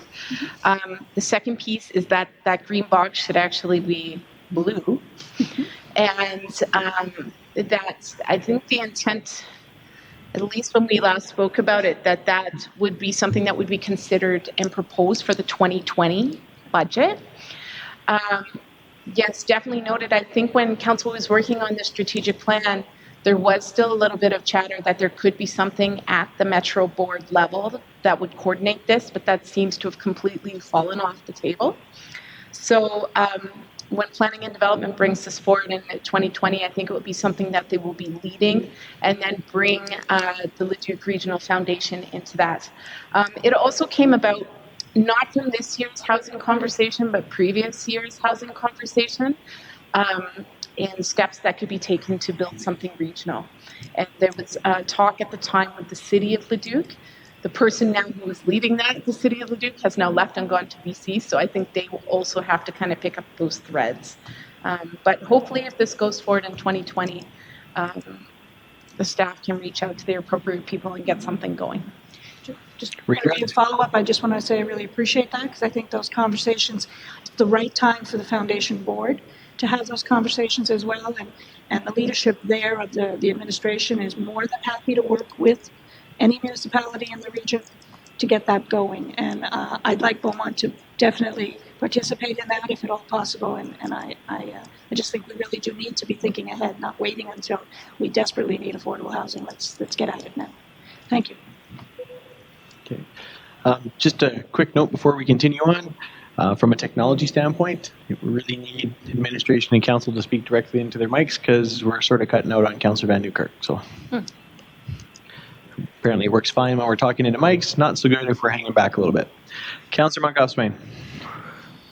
Yes, thank you, Your Worship. Thanks for pulling this together. This really helps go back through and figure out everything and laid it out on the table. So thank you for doing that. A couple of questions, comments regarding two items right down the bottom. So on page 135, so scroll down one more, please, Ms. Windsor. So we have a hotel demand study. You have that marked off as grey, being complete. So I get the study has been done, and I see the progress there is that we're still actively pursuing it, which is great. But and maybe we just need to change the wording of what the actual project is versus. So it sounded like go out and do a study. I think the project on this was go out and get a hotel, not just do a study. So I'm wondering if we could change that. Mr. Madigan. Stop hitting the buttons. No, there we go. Thank you. Through your worship to Councillor Monkhoff-Swain, you are correct. We are using that feasibility study to actively reach out to hoteliers across the region and developers. So it's a tool in our toolbox now that we're actively using on a number of occasions. So we'll make sure that wording is updated. Yeah, I just heard a couple of comments from. I initially looked at it and then heard some comments from residents saying, "Great, you've done a study. Pat on the back. Good for you." So we'll look to change the wording. I know you are aggressively seeking that, and that was my going back to the residents talking about that. But I wonder if we could just reflect that in the. Sorry, you want to? Yeah. Through your worship to Councillor Monkhoff-Swain, what this wording in this list of projects comes exactly from the strat plan. So what I would suggest again for that is that when we review it in September, just update the writing for what you want to do. So this is one item you've checked off the list. You can now replace that item with a new item. Okay. Yeah. Fair enough. My follow-up, if you don't mind. So the last item on there about updating our policies to acknowledge Indigenous history and existing citizens. Just curious of why we haven't started that, why there's no progress on that. Mm-hmm. Yep. Okay. Through your worship to Councillor Monkhoff-Swain, I think it's just so far it's been a piecemeal approach to how we've addressed this. So in some cases, when we're public speaking, we have been recognizing that we are on Indigenous lands. This one it's quite a sweeping one in terms of what needs to be done. It includes looking at all our different bylaws, our planning documents, and one step before we go down that road, which we haven't set up yet, is actually reaching out to the Papachaise band, which is trying to speak to their elders and set up meetings. So you're not just going around and acknowledging the Papachaise and the lands that they're on, but you're actually reaching out and building those relationships, and that's truly what reconciliation is. And that'll take a number of years to build that. And it's also going to involve building a relationship with the chief, which will likely only occur between our mayor and the chief. So there's quite a bit of homework to prepare for that and kind of map out that process, and we just haven't started that process yet. Yeah, we'll be careful here, but we're going to be careful about, individual communities and how we engage First Nations, the souls of the Métis, all that sort of stuff. So maybe I'll say what I was going to say. But I think I had reached out as well to offer some options for Indigenous awareness training and all that sort of stuff.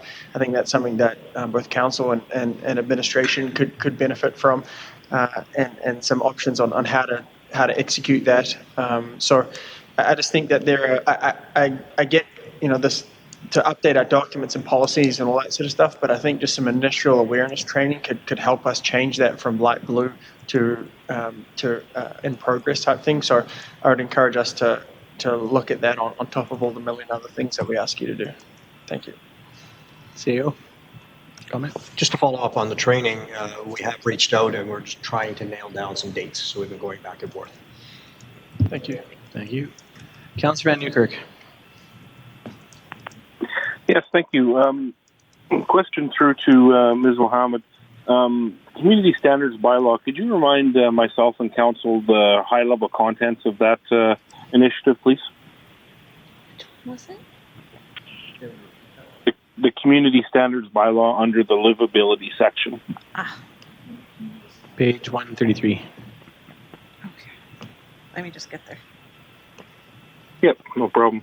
Says we're... Yeah, it says we're slated for public engagement in the summer, and then it'll come back to us in Q3. Just an overview of what that will contain is all I was looking for, please. Thank you. Thank you.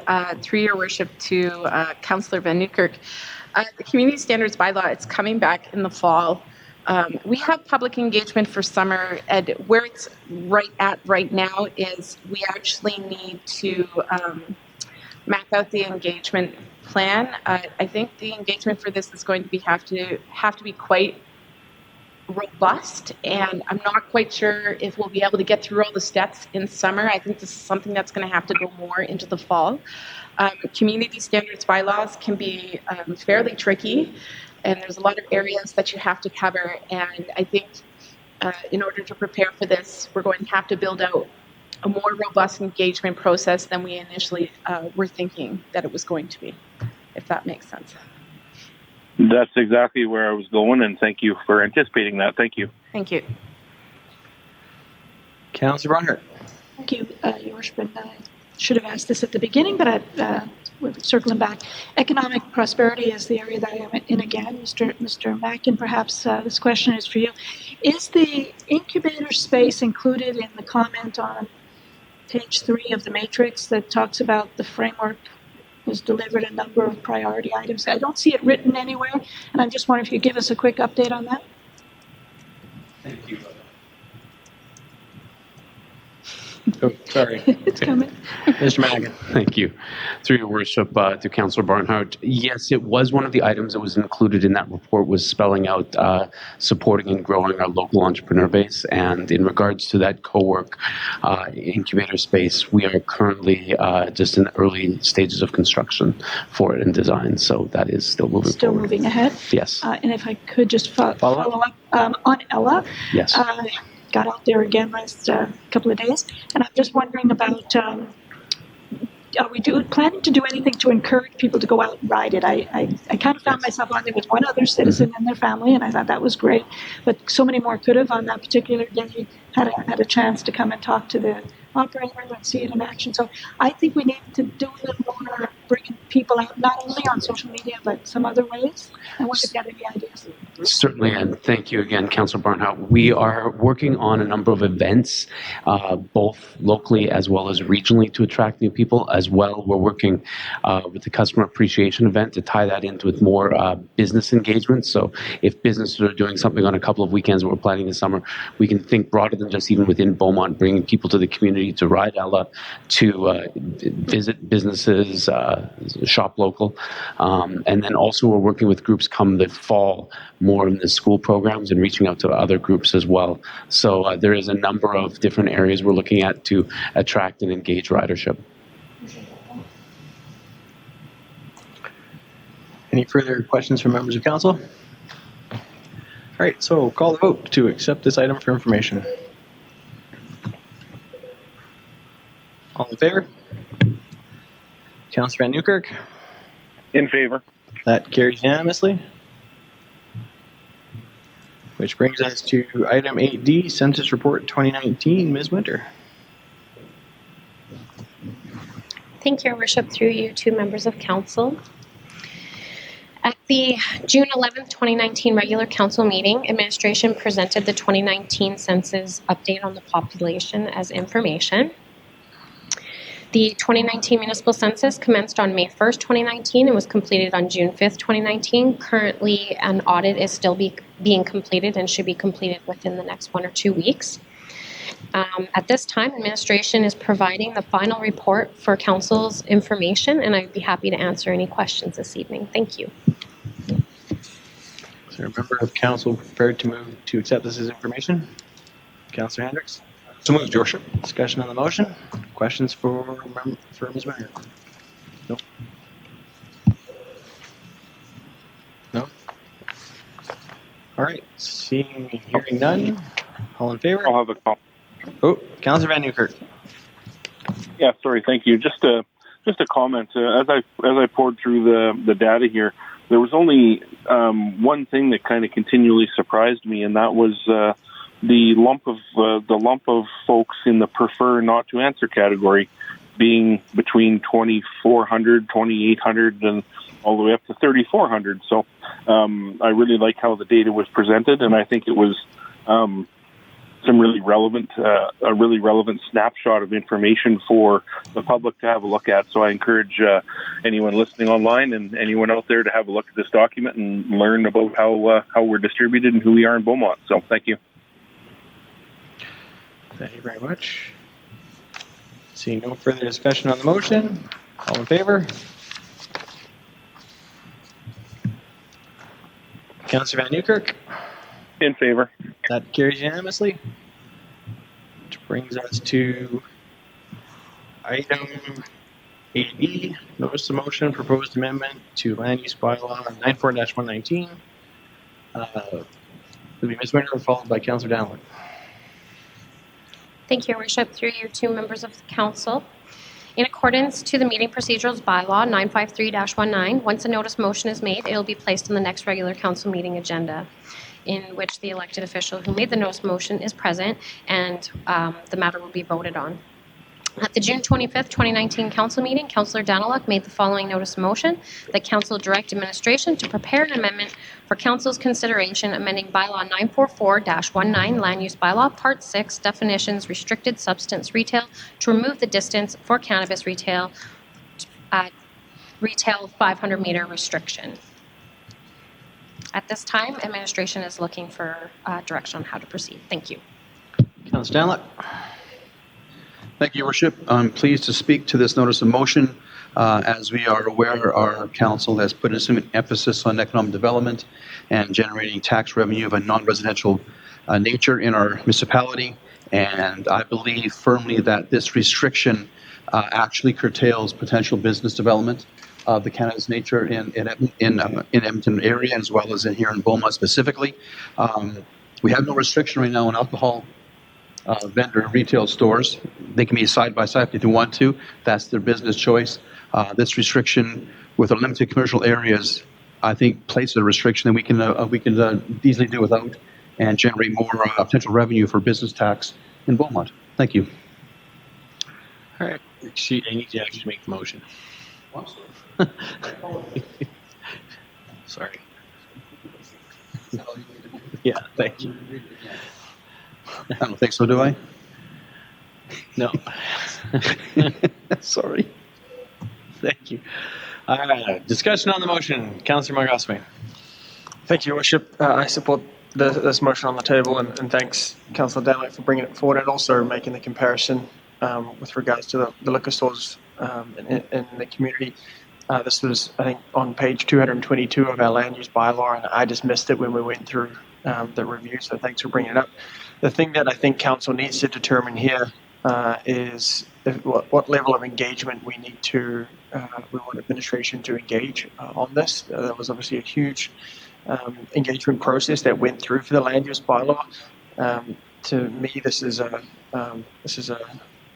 relatively minor restriction, but I think as council we need to have a discussion on, is this something that we just ask administration to go and bring it back to the next council meeting and we discuss it, or are we asking council administration to go out and execute some engagement on what this means and what this couldn't mean? So I'll leave that out there as an open comment. I support it. The conversation around this, the motion brought forward, but I just want to make sure that we put a strong emphasis on engagement with the public here, and be curious on others' thoughts on what we should be doing around this.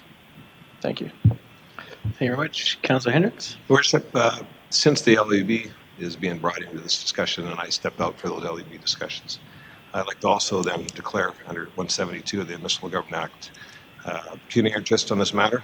My pecuniary interest is embedded with the relationship my company, Hendricks Construction Limited, has with 2 development companies actively working in the Centerville site area. So I'll just step up. Thank you. So noted. Thank you. Councillor Barnhart. Thank you. Sorry about that.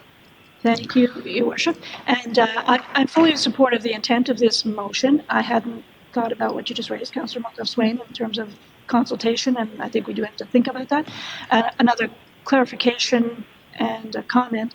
I couldn't find this either, and when Councillor Dowdall made the notice of motion, I went looking for it and found it in the definitions, which I thought was a strange place to find something that was as restricted as that. So I think I'd hope that the administration can move it, however it goes here, to the proper place within the document. And then I guess the question process-wise, is the motion that's being recommended by yourself, Councillor Dowdall, the one in background on the request for decision, or is it the one under recommendation? It's the motion on the table is that council direct administration to amend bylaw 944-19, land use bylaw, part 6 definitions, restricted substance retail, and remove the distance for cannabis retail 500-meter restriction. So if I understand correctly, then Councillor Monkhoff-Swain is suggesting we need to talk about consultation before we even consider that motion. So I suppose I'd like to hear from the administration on how that would look, because that could be very huge, and I don't know that we have that time. Thoughts, and then I got a couple. Yeah, so I don't think it has to be huge at all. I just think we need to have the conversation and be aware of what this means. And just wanted to flag, I think this is a relatively straightforward thing. We did go through, and when we had the engagement on cannabis in general, it said kind of match up to liquor and all that sort of stuff. So we kind of got a little bit of that feedback, but I just want to acknowledge all the work that was done, all the engagement that got us to that point. And I don't know if there was specific conversations about that or not. I just think if we've got the summer here, if there's an opportunity, whether it's just to put something up online or some way to see if there is any major concerns for this. I don't know. We also don't have to do that. I'm not saying we do. I just wanted to flag it that there was a lot of work that went into that piece. And any time we touch the bylaw, particularly being so fresh, we should at least have a conversation. So I'm okay if we don't have to. If you guys don't think that we need to go through and engage, I'm totally open to thoughts and opinions here. The part I'm kind of struggling with is when this came up on the agenda item, I went back through my notes and I can't find why we put this in the bylaw and why it's there. And I wouldn't mind some background on where the 500 meters came from, why it's still there. Thoughts, or Ms. Raymond? Yes, through your worship, to members of council. The 500-meter distance between cannabis stores is as a result of the public engagement that was done as part of this. Some of the questions that were asked to the public included how they felt in terms of the buffer distance between cannabis stores.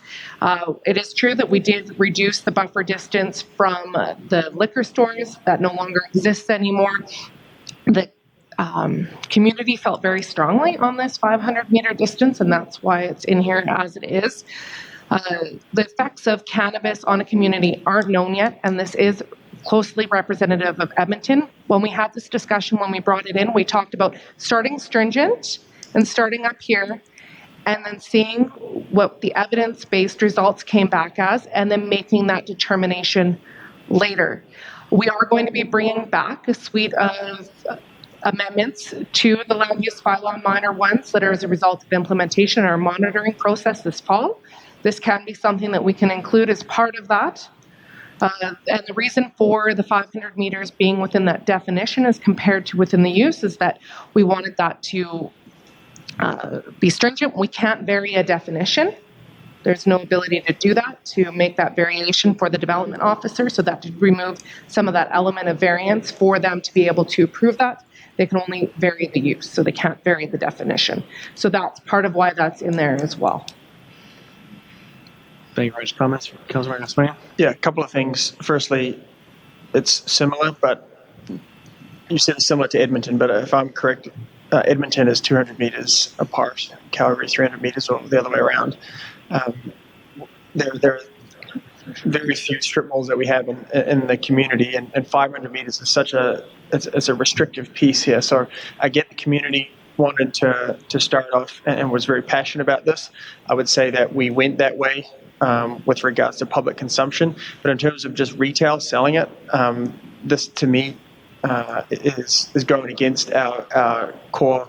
One of our core things that we're trying to do with regards to economic development, as Councillor Daniluk mentioned, we do have the strict use with regards to where you're going to consume it. Where we sell it, I think, is a completely separate issue. So given the fact that we've heard the feedback already, I don't think we need to go back for more. I'm okay to, I still support the motion on the table here. Yeah. Councillor Van Newkirk. Yes, thank you. Just a question for admin. Are we aware of this bylaw restricting any business development, business permits, or anything to date yet? Through your worship to Councillor Van Newkirk, yes. There was a development permit application that was received for a strip mall in the north portion of Beaumont. It was within the 500-meter buffer distance to another development permit that we had that was already existing.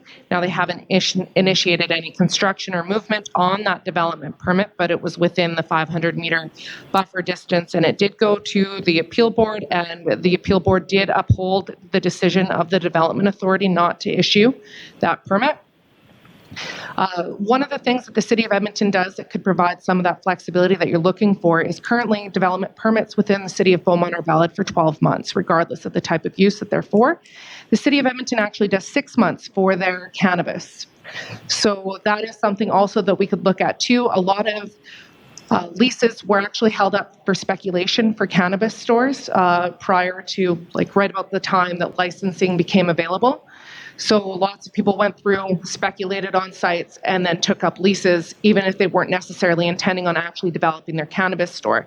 Now, that particular cannabis store, actually, their permit expires in August. As I said, they haven't made any movements to be doing that. But we could look at something like that where it's a reduced validity for their development permit. So essentially 6 months if you're not serious, like the next person in the door. So to me, those are two separate issues. One is how quickly you turn over permits, which I think is a valid point. But this one here is about limiting economic development. You said yourself there is an applicant right now who's trying to come in and can't because of the restriction. And so by lifting that applicant potentially could be able to do that. So the SDAB and all that sort of process went through that. But ultimately, within the two development permits, it was 390 odd meters, and to me that seems like it just seems counterintuitive to what we're trying to do here in Beaumont. So I get with Edmonton and the 6 month piece and trying to make sure that they're not speculating. I get that. I just think that's a separate discussion that should be brought back. But for this one, if you look at it at a general view, we've made our decision on the on the public consumption, but in terms of where you could license and sell this, I don't think we should be restrictive. If there are concerns, then maybe we go instead of 500 and eliminate it to 0. Maybe we go to 200 where the city of Edmonton is. I'll be open to that discussion, but to me, this is just too prohibitive for any potential business that we're trying to encourage to come into town. Yeah, just to follow up. After Councillor Barnhart. Councillor. Thank you. I have a different mind than what I had when I came in for this issue, because I was not expecting the definition section to be as stringent as it appears to have been. I didn't realize the intent of putting it there was so that it couldn't be changed. And so it appears it's coming from the consultation and what people told us. And that's kind of got me a little worried. Because I just need to be reminded of that. So I'm not at the place I was at coming into this in terms of moving it to 0 based on what I've heard tonight. So if your intention is to have the administration come back and explain the options to us, Councillor Dunlap, if that's your intention, I'm good with that, but I don't think I have the information to make the decision tonight on whether it should be 500 or 0, given its land use, and we've had that consultation and it's been so strong. So, I mean, I'm hearing different than what I expected, so I apologize for perhaps changing ships in the middle of the ocean here, but that's where I'm at. CEO? Yeah, just to be clear on the processes, if this notice of motion is carried, then we will come back with a first reading. At that point in time, to go back to your comment, Councillor Monkhoff-Swain, the advertising could be as simple as advertising the public hearing that's going to take place for the second and third reading. So that's still the process, if you so direct us. And just another reminder, we're getting close to debating back and forth, and that's not what we're trying to do. We're just trying to give you the facts. And Ms. Raymond was talking about the public engagement, and here's the information that came out and the theory behind the 500 meters. Those are just facts. So we're not on either side of this argument. Just wanted to clarify that. Yeah. I got to admit, I'm struggling because the Steve. Yeah, Steve, you're up. Sorry, Councillor Newkirk. Sorry. Yeah, I was going to echo sentiments similar to the CAO around the fact that, in the simplest form here, number 2 brings back a process, and there can be some more opportunities for consultation at that point. So that was the comment I was exactly going to make as well. So I don't think there's a whole bunch of harm, personally, in bringing back number 2 and continuing debate on this. For me, in my head, it's fairly simple. I support getting rid of the 500 and moving on, using the keyboard, hit delete. But that's where my head's at. But number 2, moving it forward simply, is just going to allow some more process for discussion and engagement. So thank you.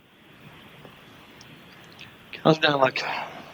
Thank you, Your Worship. Just maybe perhaps a closing comment from myself in that it just seems, I understand the public consultation had some strong opinions on the 500-meter restriction, although I find it funny that people are okay with liquor stores opening up side by side, but not cannabis stores being side by side. It seems inconsistent in a way because, for example, people say liquor stores too many in Beaumont already. There probably are. But if 8 more opened up today in the same strip mall, nobody would care based on the bylaw.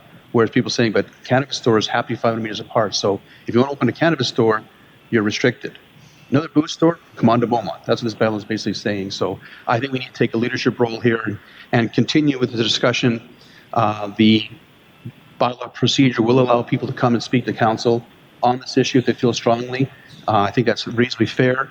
I'd be open to maybe discussing on the road maybe a 200-meter restriction instead of 0, but I'm okay with 0. That is consistent with our alcohol locations within Beaumont. They're treated the same. They're both intoxicants being treated the same, and it's not good to have this is restricted to coming to Beaumont. That's not what we're all about, and I think we're all on that page. The question is, that's why I'm struggling. Sorry, I'm with you. I haven't had a chance yet. That's why I'm struggling is that the public consultation came back and said 500 meters is what we want, and which is sort of in direct competition with this council's focus on bringing business into town. And so as long as the process involves, as long as the process of bringing the amendment back involves some type of public consultation process, I can get behind it to go have another ask, but I'd be hesitant to hit delete and go on with it like Councillor Van Newkirk said if the public consultation was that strong. Councillor Monkhouse-Swain. Yes, I'll try and bring you to across the line one more time. I think if you vote for this, you're not voting necessarily to remove it. You're voting for administration to bring us back the amendment, and we can have that discussion to go through first, second, and third reading. Yeah, so you're voting yes to say, yep, we want to have worth having a discussion about this. Not that yes, you agree on removing it. We want to bring it back first reading. And that's where I'm headed. Okay, thank you. Further discussion on the motion? All right, seeing none, all in favor? Councillor Van Newkirk. In favor. One, two, three. What? No, somehow we got 4 yes votes. It recorded into 3, and Councillor Van Newkirk makes 5. No, it's not good. It's carried unanimously, and like technology is failing.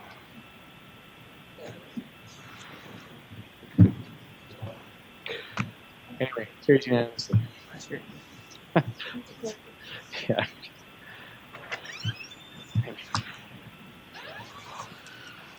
Okay, so yeah, thank you.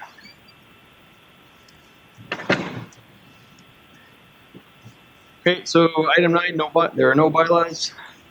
Item number 10, inquiries by members of Council of Administration.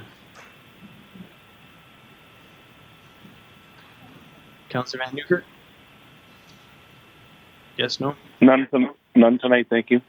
Councillor Barnhart? Thank you, Worship. And this is just a quick kudo to the administration. Having to drive past the roads being redone in the Colonial area and the sidewalks, I'm amazed at how they've gone through this weather and how they've done what they've done. And I haven't heard too many complaints. You may be hearing them, but I'm not hearing any. So I'm thinking it's really going well. And I'm just amazed at the speed. They're working in bad weather, cold weather, wet weather, everything. It's getting done. So kudos to that company and yourselves for that. Thank you. Councillor Daniluk?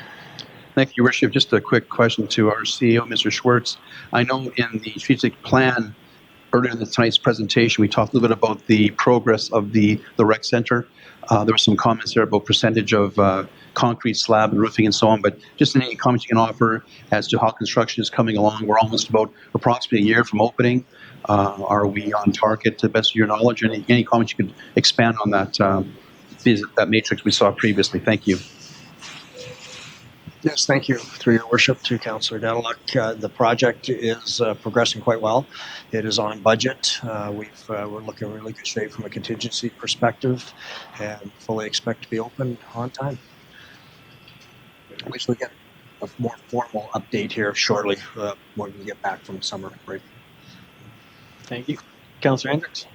Just to echo on the kudos side to admin on the groundskeepers, this place is looking like a golf course and fantastic greenery and lots of cutting and lots of trimming, so it looks fantastic. So thank you. Thank you very much.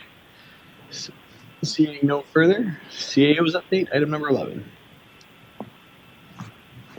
Okay, as part of rolling the matrix out on the strategic plan, and we're going to call that a living document. So if there's more information that you want, less information, let's have that dialogue so we can provide more the right information.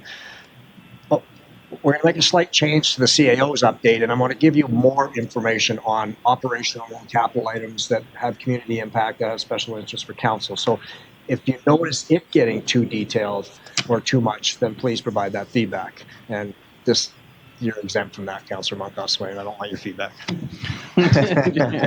So I'm going to very quickly run through a bunch of items here. So again, with the intent of giving you more opportunity, because then this will go into the minutes, so that you can reflect back on it and say, hey, here's what's going on.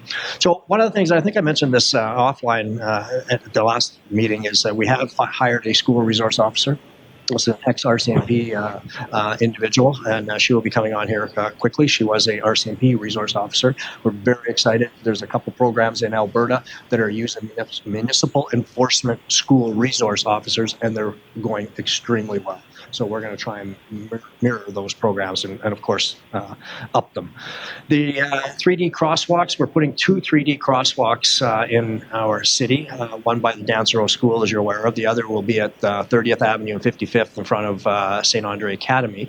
We believe we'll be the second in Canada or Western Canada to do so. It's going to be quite an interesting looking creature that will hopefully get people's attention. Our plan was to put those in place before the end of next week, but we've decided to go back and do a little bit more public consultation, specifically around the Dansereau School. It's going to affect some on-street parking, and when we first did the original investigation, there was a number of residents that were resistant to that and provide us with that feedback. So we want to give them the opportunity to say, hey, this is going to occur, and we're going to advertise before we just plop these things down. Ella Phase 2 is going to commence on Thursday, and if I get this wrong, Kendra or Rob, please kick in. What you're going to see is a route extension. It's going to go around the turn at Colonial. There will be a stop. It will go through the intersection at 55th Avenue.